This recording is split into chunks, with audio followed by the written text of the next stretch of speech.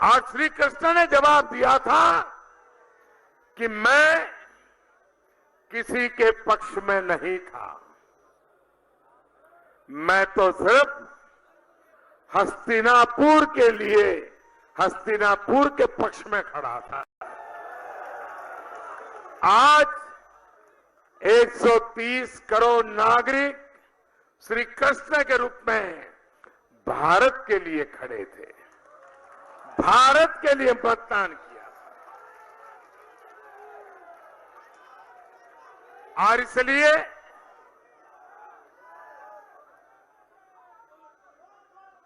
देश के सामान्य नागरिक की भावना भारत के उज्जवल भविष्य की गारंटी है।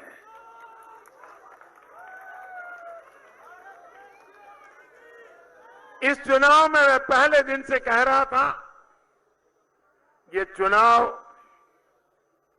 कोई दल नहीं लड़ रहा है, कोई उम्मीदवार नहीं लड़ रहा है, कोई नेता नहीं लड़ रहा है, ये चुनाव देश की जनता लड़ रही है। जिनके आंख कान बंद थे उनके लिए मेरी बात समझना मुश्किल था, लेकिन आज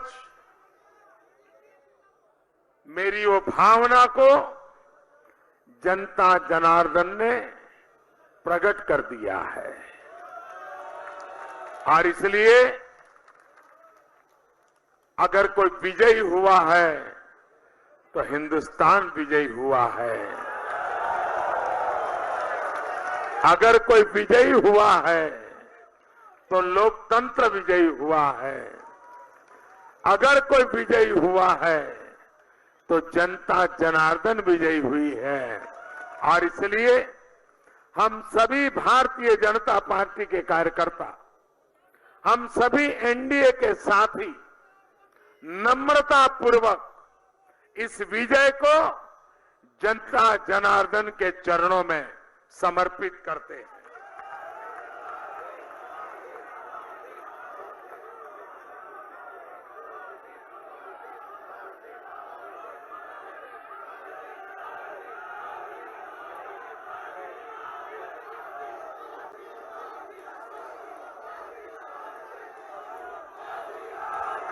इस लोकसभा के चुनाव में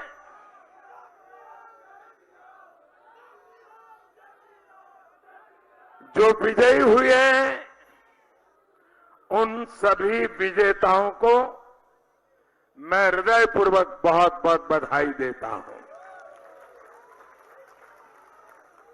और सभी विजयी किसी भी दल से जीत करके आए हो, किसी भी पार्श्वभूमि से आए हो, लेकिन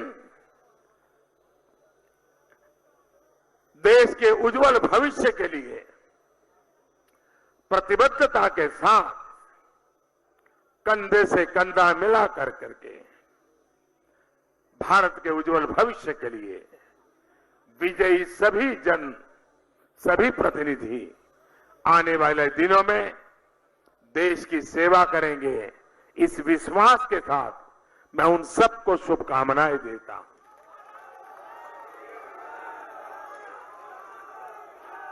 चार राज्यों में भी चुनाव थे, उड़ीसा, आंध्र, सिक्किम, अरुणाचल। उन विधानसभाओं में जो प्रतिनिधि चुन करके आए हैं, उन राज्यों की जनता ने जिन सरकारों को चुना है उनको भी मैं बहुत बहुत अभिनंदन करता हूं और मैं उनसे भी सरकारों को विश्वास दिलाता हूं कि भारतीय जनता पार्टी भारत के संविधान को समर्पित है, भारत के संविधान प्रति समर्पित है और फेडरलिज्म पर समर्पित है और इसलिए इन चीजों को विजय प्राप्त करने वाले लोगों को मैं विश्वास दिलाता हूं कि केंद्र सरकार उन राज्यों की विकास यात्रा में पूरी तरह कंधे से कंधा मिला करके उनके साथ चलेगी। जैसा हमारे अध्यक्ष जी ने कहा कि भारतीय जनता पार्टी की करोड़ों कार्यकर्ता, उनके परिश्रम, उनका पुरुषार्थ, इतना गर्व होता है कि जिस दल में हम हैं उस दल में ऐसे दिलदार लोग हैं।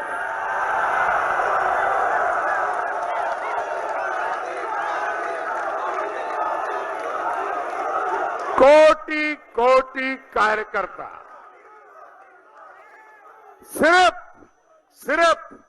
सिर्फ एक ही भाव, भारत माता की जय, और कुछ नहीं।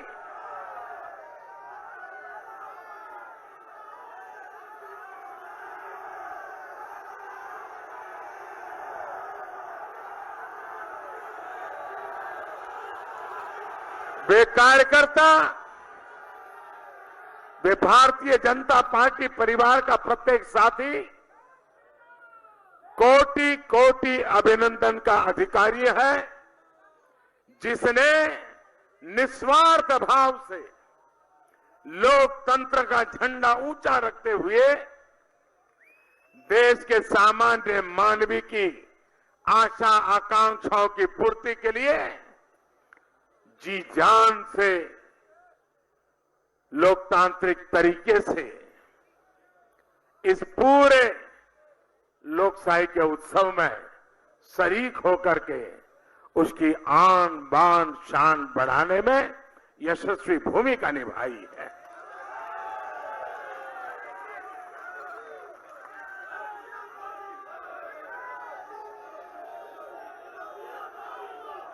भारतीय जनता पार्टी की विशेषता है,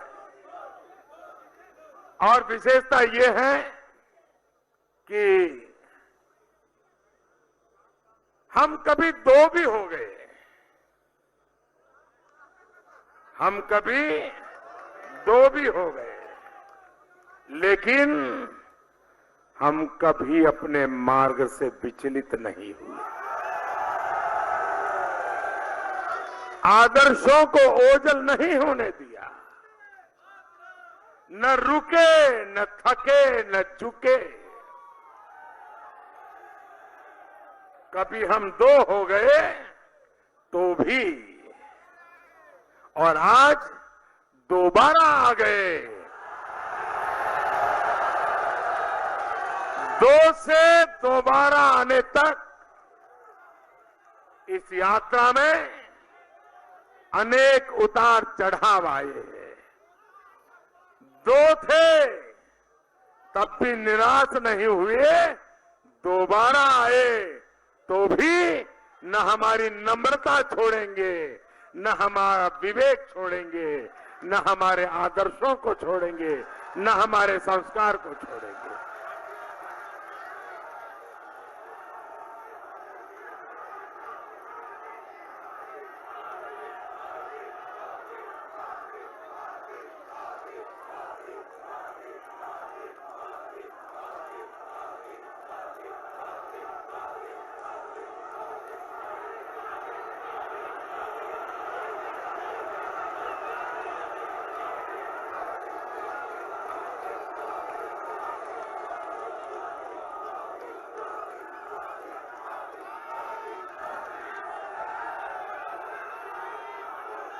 साथियों, अभी हमारे अध्यक्ष जी चुनाव नतीजों की कुछ हाइलाइट्स बता रहे थे।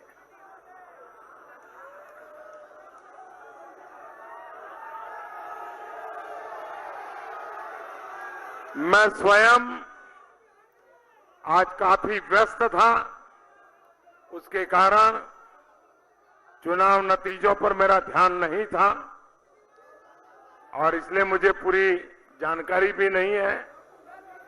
कि कहां क्या हुआ, कैसे हुआ।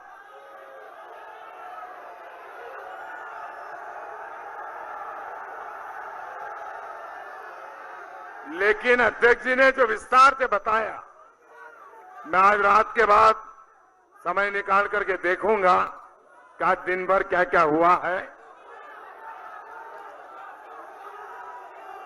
लेकिन जो अध्यक्ष जी ने बताया, ये अपने आप में हिंदुस्तान के पॉलिटिकल पंडितों को उनकी सारी 20वीं सदी की सोच को छोड़ना पड़ेगा। 21वीं सदी है, ये नया भारत है। ये चुनाव का विजय, कोई कहता है मोदी मोदी मोदी, ये मोदी का विजय नहीं है। ये देश में ईमानदारी के लिए तड़पते हुए नागरिक की आशा आकांक्षाओं का विजय है। 21वीं सदी के सपनों को लेकर के चल पड़े नौजवान का विजय है। ये विजय आत्मसम्मान, आत्मगौरव के साथ एक शौचालय के लिए तड़पती हुई उस मां का विजय है। ये विजय उस बीमार व्यक्ति का है जो 4-4, 5-5 साल से पैसों के अभाव में उपचार नहीं करवा पा रहा था, जिसका आज उपचार हो पाया, उसके आशीर्वाद की विजय है। ये विजय देश के उन किसानों की है कि जो पसीना बहा करके राष्ट्र के पेट भरने के लिए अपने पेट को भी परेशान करते रहता है और खुद जहमत उठाता रहता है। ये उसकी विजय है। ये उन 40 करोड़ असंगठित मजदूरों की विजय है जिनको पहली बार लेफ्ट के लोगों ने विचार बहुत रखे होंगे, लेकिन इस देश में एक ऐसी सरकार जिस पर लेफ्ट का लेबल तो नहीं है, लेकिन 40 करोड़ लोगों के लिए, असंगठित कामदारों के लिए पेंशन योजना लागू करके उनको सम्मान जीवन देने का काम किया है। ये उनका विजय है। उन बेघर जिंदगी गुजारते गुजारते आज पक्के घर में रहने गए हैं, उनका विजय है। और जिनका 2022 तक पक्का घर बनना तय है, उनका विजय है। भाइयों बहनों, ये विजय उन मध्यम वर्ग के परिवार का है कि जो कानून नियमों का पालन करता रहा, जो देश की भलाई के लिए टैक्स देता रहा, लेकिन न उसे कभी सम्मान मिला और न ही कभी उसको भरोसा हुआ कि जो टैक्स देता है वो सचमुच में देश के काम आता है क्या। 5 साल में उसने अनुभव किया कि जो दे रहा है वो सही जगह पे जा रहा है, सही काम आ रहा है। उस मध्यम वर्ग के मन को जो संतोष हुआ है, वो संतोष इस चुनाव नतीजों में नजर आ रहा है। ईमानदारी को जो ताकत मिली है, उस ताकत को इस चुनाव ने एक नई स्वीकृति दी है। और इस प्रकार से जो बदलाव आया है, उस बदलाव ने ये परिवर्तन लाया है। भाइयों बहनों, हमारे देश में ये चुनाव ऐसा हुआ, वरना आपने देखा होगा 30 साल तक लगातार देश में, विशेष रूप से, वैसे ये ड्रामेबाजी तो लंबे समय से चल रही है,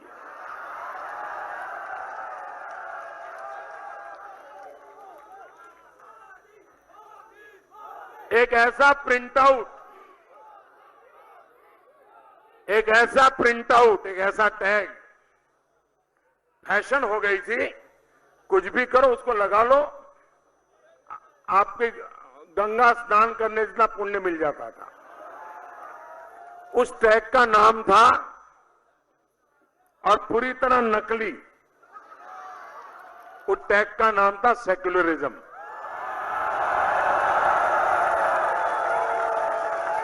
और नारे लगते थे, सेक्युलर एक हो जाओ, सेक्युलर एक हो जाओ। आपने देखा होगा 2014 से 19 आते आते उस पूरी जमात ने बोलना ही बंद कर दिया। इस चुनाव में एक भी राजनीतिक दल सेक्युलरिज्म का ये नकाब पहन करके देश को गुमराह करने की हिम्मत नहीं कर पाया है। ये बेनकाब हो गए। दूसरा, हिंदुस्तान में कोई चुनाव ऐसा नहीं गया जिसके केंद्र बिंदु में महंगाई न रही हो। ये चुनाव ऐसा है जहां महंगाई एक भी विरोधी दल ने आरोप नहीं लगाया। ये चुनाव ऐसा है कि जिसमें हिंदुस्तान के पिछले कोई भी चुनाव उठा लीजिए, सब चुनाव भ्रष्टाचार के मुद्दे से रंगे गए थे। भ्रष्टाचार के मुद्दों पर चुनाव लड़े गए थे। भ्रष्टाचार के मुद्दे पर जवाब देने पड़े थे। ये पहला चुनाव था जिसमें इस देश का कोई राजनीतिक दल 5 साल के शासन पर भ्रष्टाचार का एक आरोप नहीं लगा पाया, चुनाव का एक मुद्दा नहीं। भारत के लोकतंत्र में ये 3 चीजें कांस्टेंट रही है, इस चुनाव में मिसिंग थी और इसलिए पॉलिटिकल पंडितों को समझ नहीं आ रहा था किस तराजू से चीजों को तोला जाए। भाइयों बहनों, इस चुनाव ने 21वीं सदी के एक मजबूत नींव हमारे सामाजिक सार्वजनिक राजनीतिक जीवन के लिए निर्मित की है। और मैं चाहूंगा कि जो देश का उज्जवल भविष्य चाहते हैं, सरकार कौन बने, किसकी बने, कौन आए कौन जाए, वो तो जनता तय करती रहेगी। लेकिन भारत के उज्जवल भविष्य के लिए, देश की एकता और अखंडता के लिए अब भारत की जनता ने इस चुनाव में एक नया नैरेटिव देश के सामने रख दिया है। सारे समाजशास्त्रियों को अपनी पुरानी सोच पर पुनर्विचार करने के लिए देश के गरीब से गरीब व्यक्ति ने मजबूर कर दिया है। और वो क्या है? अब इस देश में सिर्फ 2 जाति बचेगी। 2 जाति ही रहने वाली है और देश इन 2 जाति पर ही केंद्रित होने वाला है। ये जाति के नाम पर खेल खेलने वाले लोगों को ये बहुत बड़ा प्रहार इस चुनाव में हुआ है। और 2 जाति है, कौन सी? अब 21वीं सदी में भारत में एक जाति है गरीब। भारत की एक जाति है गरीब और दूसरी जाति है देश को गरीबी से मुक्त कराने के लिए कुछ न कुछ अपना योगदान देने वालों की। एक वो है जो गरीबी से बाहर आना चाहते हैं, दूसरे वो है जो देश को गरीबी से मुक्त कराना चाहते हैं। ये 2 ही जाति है और इसलिए हमें 21वीं सदी में इन दोनों को सशक्त करना है। जो गरीबी से बाहर जिसको लाना है उसको भी सशक्त करना है और गरीबी से बाहर लाने में जो बढ़ चढ़ करके मदद कर रहा है उसको भी ताकतवर बनाना है। ये 2 शक्तियां इस देश पर गरीबी के कलंक को मिटा सकती है। इस सपने को लेकर के हमें चलना है।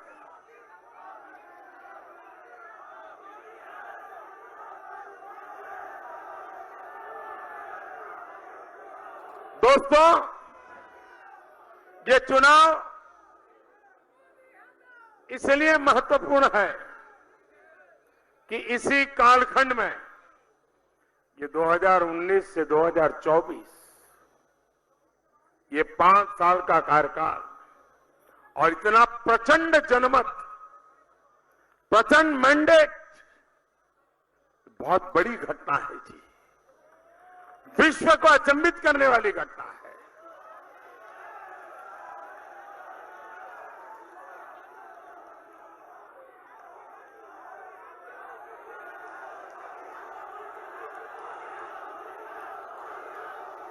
पल भर याद कीजिए, यही समय है जब महात्मा गांधी के 150 वर्ष देश मनाएगा। यही समय है जब 2022 में भारत की आजादी के 75 साल मनाएगा। गांधी 150 और भारत 75, ये हमारे लिए इन 5 साल को 1942 से 1947 के साथ हम प्रतिपल जोड़ करके देखें। 1942 से 1947 देश का हर व्यक्ति जो भी करता था आजादी के लिए करता था। स्कूल छोड़ देता था आजादी के लिए, जेल जाता था आजादी के लिए, खादी पहनता था आजादी के लिए, झाड़ू लगाता था आजादी के लिए, बच्चों की पढ़ाई करवाता था आजादी के लिए, स्वदेशी का पालन करता था आजादी के लिए। 42 से 47 तक एक जन आंदोलन ने देश को आजादी पाने में बहुत बड़ी मदद की थी। ये 2019 से 2024 ये कालखंड देश की आजादी के सिपाहियों का स्मरण करने का है। और देशवासी भी तय करें कि इन 5 साल का हम 130 करोड़ लोग, उस समय तो जनसंख्या भी इतनी नहीं थी और बड़ी बड़ी सल्तनत को परास्त कर दिया था। आज हम 130 करोड़ लोग हैं। अगर हम संकल्प कर लें कि देश को सभी मुसीबतों से मुक्त करना है, देश को एक समृद्ध राष्ट्र की तरफ ले जाना है, एक विकसित भारत बनाकर के सांस लेनी है, हमारे गरीब से गरीब की सामान्य आवश्यकता है उसको पूर्ण करना है। अगर 2019 से 2024 जो स्पिरिट आजादी का था, वो स्पिरिट समृद्ध भारत के लिए बन जाए, स्वतंत्र भारत का वो स्पिरिट समृद्ध भारत का स्पिरिट बन जाए, 2024 के पहले देश को हम नई ऊंचाइयों पर ले जा सकते हैं।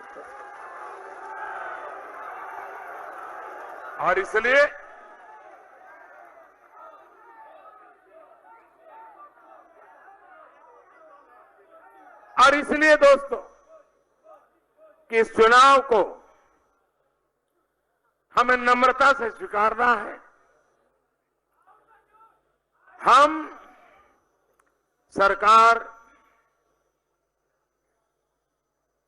तो बहुमत से बनती है और जनता ने बना भी दी है, लेकिन लोकतंत्र के संस्कार, लोकतंत्र का स्पिरिट, भारत के संविधान का स्पिरिट हमें इस बात के लिए जिम्मेवारी देता है कि सरकार भले बहुमत से बनती हो, लेकिन देश सर्वमत से चलता है। और इसलिए मैं आज सार्वजनिक रूप से कहता हूं, चुनाव में क्या हुआ, कैसे हुआ, कौन बोला, क्या बोला, मेरे लिए वो बात बीत चुकी है। हमें आगे देखना है, हमें सबको साथ लेकर के चलना है।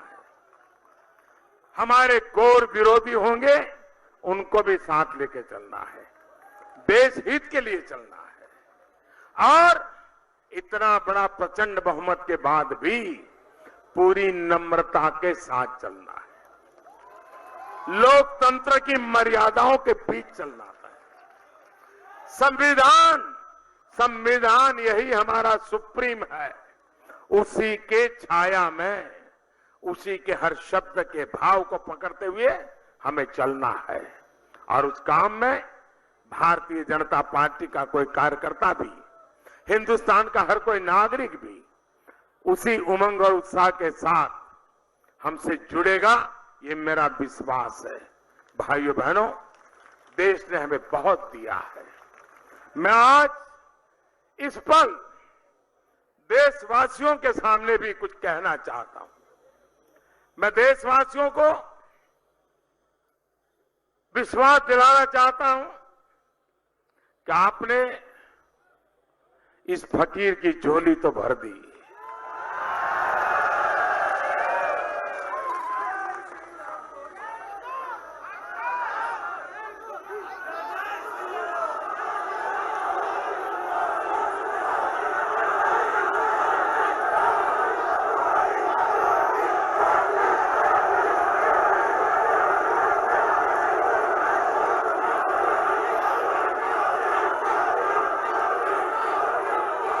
मेरे प्यारे देशवासियों, आपने इस फकीर की झोली भर दी है। बड़ी आशा अपेक्षा के साथ भरी है, मैं जानता हूं। आपकी आशा आकांक्षा, आपके सपने, आपके संकल्प, बहुत कुछ इसके साथ जुड़ा हुआ है। मैं इसकी भली भांति इस गंभीरता को समझता हूं, लेकिन मैं देश को कहूंगा कि आपने 2014 में, मुझे ज्यादा जानते नहीं थे, लेकिन आपने भरोसा किया। 2019 में आपने मुझे ज्यादा जानने के बाद उसमें और ज्यादा ताकत डाली।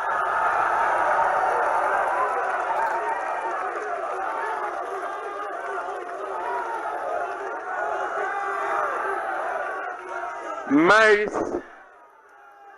इसके पीछे की भावना को भली भांति समझता हूं, मैं भली भांति समझता हूं।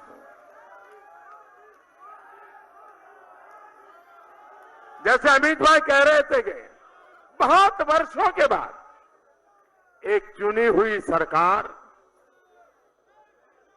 दूसरी बार पूर्ण बहुमत से और पहले से अधिक ताकत के साथ जीत करके आए, इसका मतलब देश की जनता का कितना भरोसा है। और भरोसा जैसे बढ़ता है, जिम्मेवारी और ज्यादा बढ़ती है।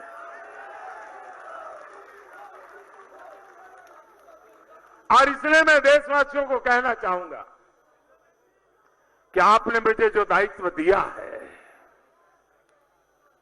हमारे एनडीए के सब साथियों ने जो हमें समर्थन दिया है, एनडीए के साथियों ने भी मिलकर के पूरी मेहनत की है,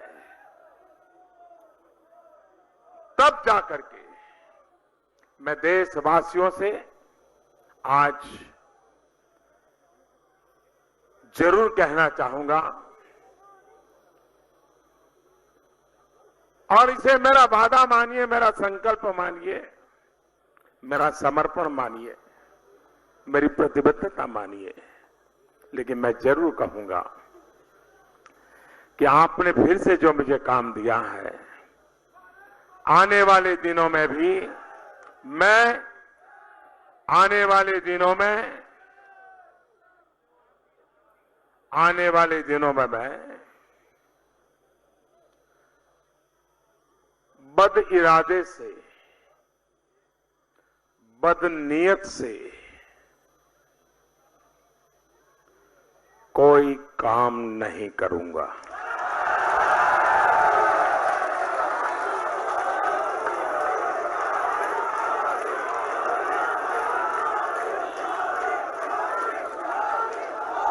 काम करते करते गलती हो सकती है, लेकिन बदइरादे से, बदनीयत से मैं कोई काम नहीं करूंगा। दूसरा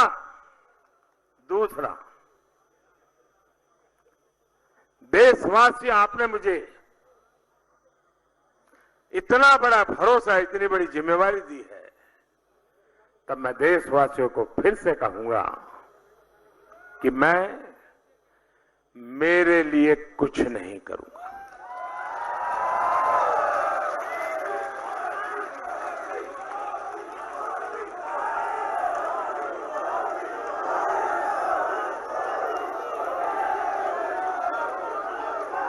और तीसरी बात मैं सार्वजनिक रूप से कहना चाहूंगा, और तीसरी बात,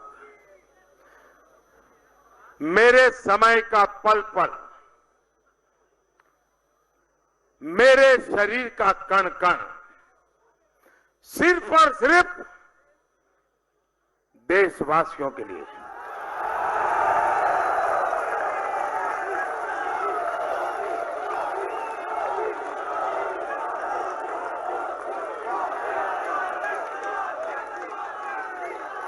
मेरे देशवासी, आप जब भी मेरा मूल्यांकन करें, इन 3 तराजू पर जरूर मुझे कसते रहना। कभी कोई कमी रह जाए तो मुझे कोसते रहना, लेकिन मैं देशवासियों को विश्वास दिलाता हूं कि मैं सार्वजनिक रूप से जो बातें बताता हूं उसको जीने के लिए भरपूर प्रयास करूंगा। मैं आज हमारे राष्ट्रीय अध्यक्ष, उनकी पूरी टीम, राज्यों के अध्यक्ष, राज्यों की टीम, पार्टी के पन्ना प्रमुख तक के लोग, कुछ लोग पन्ना प्रमुख की बड़ी मजाक उड़ाते रहते हैं, लेकिन उस पन्ना प्रमुख की ताकत क्या होती है वह इस चुनाव में पता चल गया।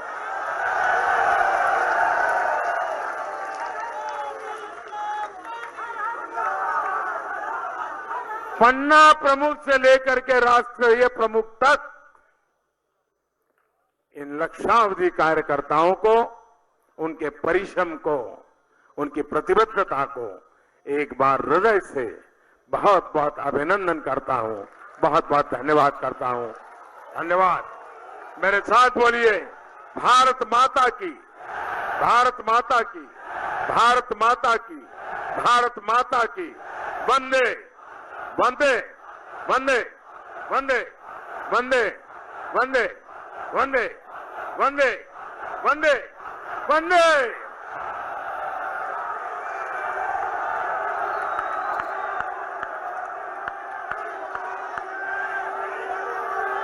माननीय प्रधानमंत्री माननीय श्री जी का हार्दिक आभार सभी कार्यकर्ताओं की तरफ से।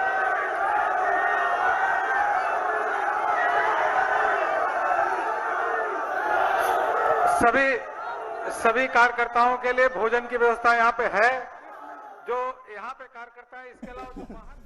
तो ये थे प्रधानमंत्री नरेंद्र मोदी, जो प्रचंड जीत के बाद जनता का आभार व्यक्त करने के लिए दिल्ली में भारतीय जनता पार्टी कार्यालय पर उपस्थित थे, जिन्होंने अपने संबोधन में इस प्रचंड जीत के प्रति जनता का आभार व्यक्त किया। साथ में यह भी भरोसा दिलाया कि आने वाले दिनों में जिस तरह से उन्होंने मेहनत से काम किया है, उसकी दूनी ताकत के साथ वो काम करेंगे। उन्होंने साफ तौर पर कहा, यह लोकतंत्र की विजय है, यह हमारे देश की विजय है, संविधान की विजय है, और साथ में इस जनतंत्र को मानने वालों और इस देश में 120 करोड़ रहने वाली जनता की विजय है।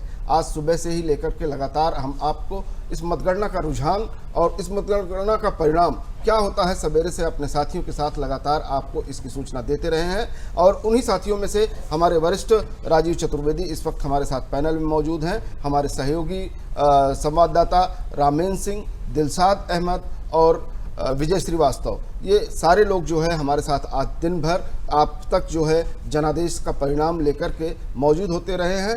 लेकिन जिस तरीके से ये पूरा आज का दिन भर का कार्यक्रम चला और इस कार्यक्रम के साथ आपको हम सही सटीक और समय पर जो सूचना दिए उसको लेकर के राजीव जी क्या कुछ कहेंगे?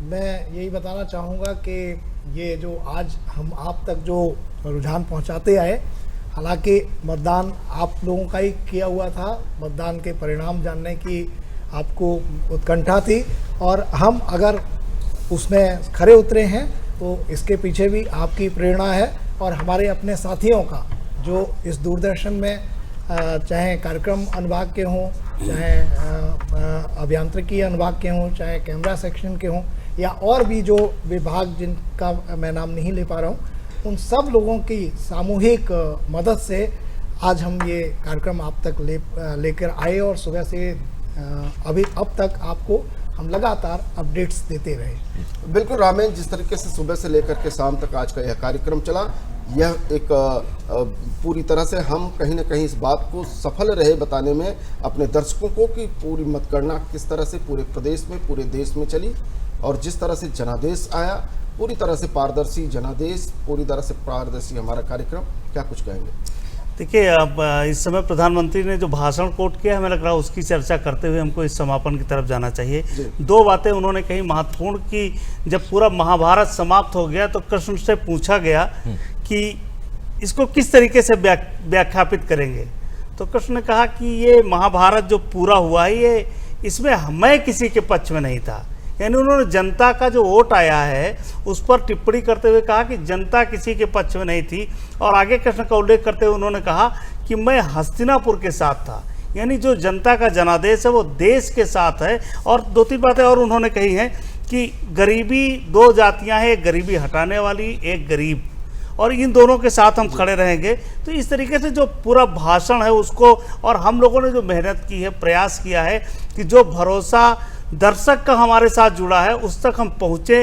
हमारा प्रयास था कि पल पल की सही जानकारी उन तक पहुँचाएं। हमारे रिमोट के जो भी रिपोर्टर थे, जो दूरदर्शन परिवार के दिल्ली के रिपोर्टर थे, सबका उपयोग किया गया और आप तक सूचनाएं पहुंचाई। हमें लग रहा है ये सफल प्रयास है हम लोगों का दूरदर्शन की तरफ से, और वो सारे लोग बधाई के पात्र हैं कि हमने समय पर सटीक सूचना उनको दी। आशुतोष दिलशाद, बिल्कुल जिस तरह से कहा जाता है कर्म ही पूजा है, आज रमजान था, आप रोजे से भी थे, बावजूद उसके सुबह 7 बजे से लेकर के अब तक लगातार आपने अपनी तमाम सारी जानकारी और इस व्यवस्था से जुड़ करके जिस तरह से आपने रिपोर्टिंग की, जिस तरह का जनादेश आया है, क्या कुछ कहेंगे?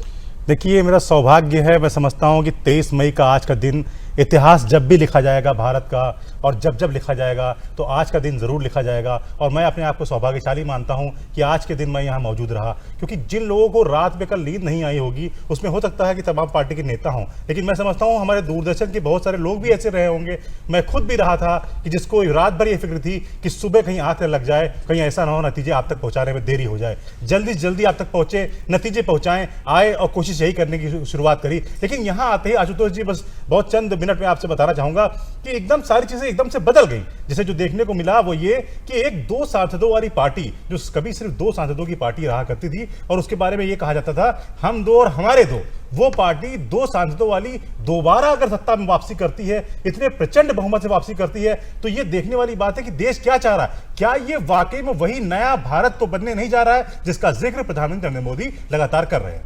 बिल्कुल विजय, आप कुछ कहेंगे?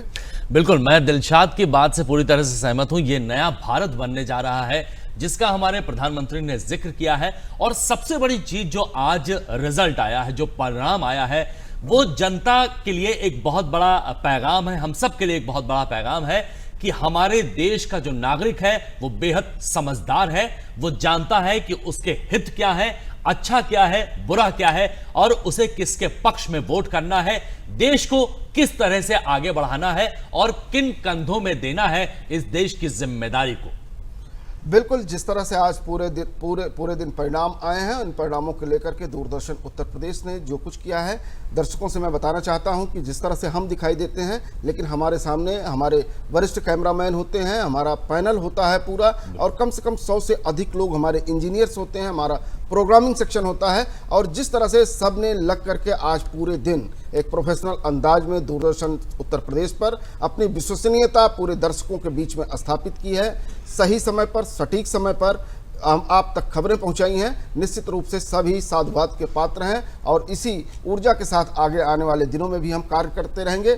आज का जो परिणाम रहा है, उस परिणाम को लेकर के कई सारे परिणाम अभी ऐसे हैं जो किसी औपचारिकता के कारण जो है रुझानों की शक्ल में है, लेकिन उनका परिणाम ज्यों-ज्यों आता जाएगा, हम भले नहीं होंगे लेकिन ये परिणाम दूरदर्शन उत्तर प्रदेश पर आपको जो है दिखाई देता रहेगा। एक यही कल्पना के साथ कि हमारा लोकतंत्र यशस्वी हो, हमारा देश प्रगति के पथ पर और आगे बढ़े, हमें जो नेतृत्व मिले वह इस देश के गरीबों का हो, हमें जो नेतृत्व मिले वह इस देश की महिलाओं की सुरक्षा का हो, इस देश की उस आशाओं और अपेक्षाओं पर खरा उतरे, इस देश के किसानों के खेत तक पानी पहुंचा सके। इसी कल्पना के साथ अपनी पूरी दूरदर्शन टीम के साथ मैं विदा लेता हूं और इसके साथ ही आप देखते रहिए दूरदर्शन उत्तर प्रदेश ताजा अपडेट के लिए। नमस्कार।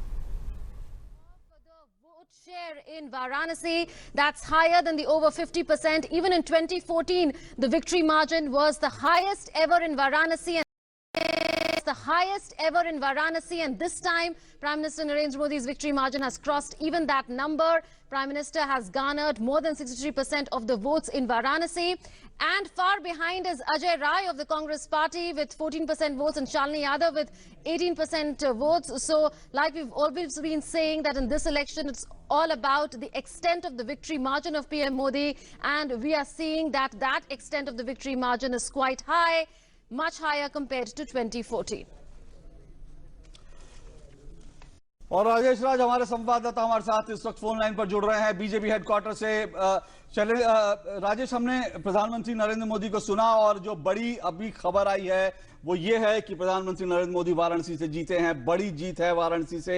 और इस वक्त हम देख रहे हैं कि प्रधानमंत्री नरेंद्र मोदी बीजेपी हेडक्वार्टर पर इस वक्त माल्यार्पण करते हुए आप देख रहे हैं दीनदयाल उपाध्याय, पंडित दीनदयाल उपाध्याय और डॉक्टर श्यामा प्रसाद मुखर्जी की तस्वीरों, उनकी जो मूर्तियां हैं उन पर अपने श्रद्धा सुमन अर्पित करते हुए बीजेपी के लिए, बीजेपी विचार के लिए आज का दिन ये बड़ा दिन है। राजेश राज हमारे संवाददाता जुड़ रहे हैं। राजेश, बड़ी जीत न सिर्फ चुनाव में बल्कि कह सकते हैं वाराणसी में भी बड़ी जीत मिली है प्रधानमंत्री नरेंद्र मोदी को।